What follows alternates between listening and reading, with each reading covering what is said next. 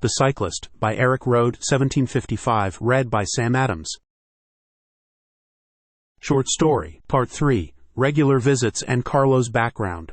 So I returned a week and a couple of days later on a Thursday afternoon, and Ponty was there.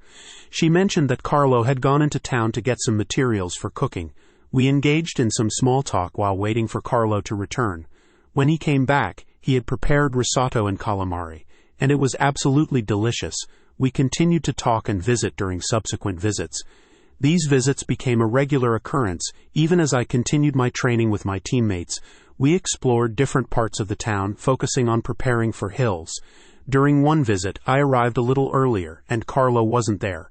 Ponty and I began chatting, and she started sharing a part of Carlo's story.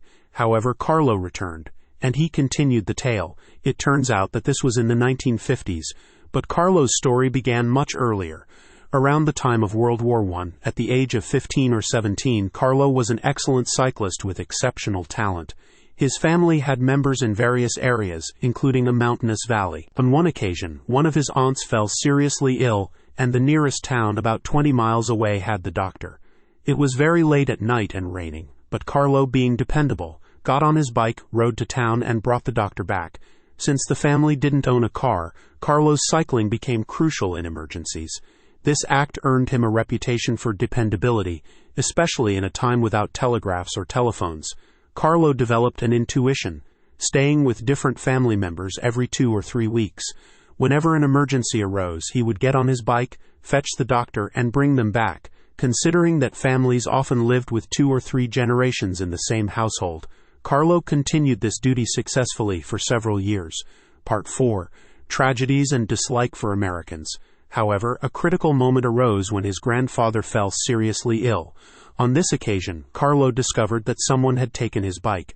With no other option, he had to run 20 to 25 miles, an unfamiliar task for him. The night was rainy and the conditions were challenging. By the time Carlo returned with the doctor, unfortunately, his grandfather had passed away. During this time, there was a younger boy, around 11 or 12 years old, who admired Carlo. This boy, accidentally believing the bike had some magical properties, took it for a ride on the very night Carlo needed it. A few days later, news of Carlo's inability to save his grandfather spread throughout the town.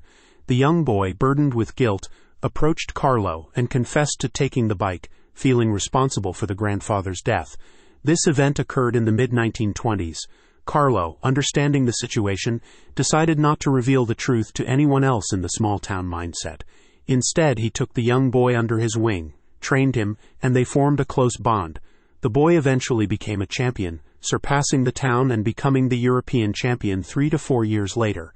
Around this time, many wealthy Americans were in Europe, flaunting their prosperity by driving cars. Carlo's friend, the young boy-turned-champion named Tomas, was training one day when he was accidentally hit and killed by an American car driven by a wealthy American.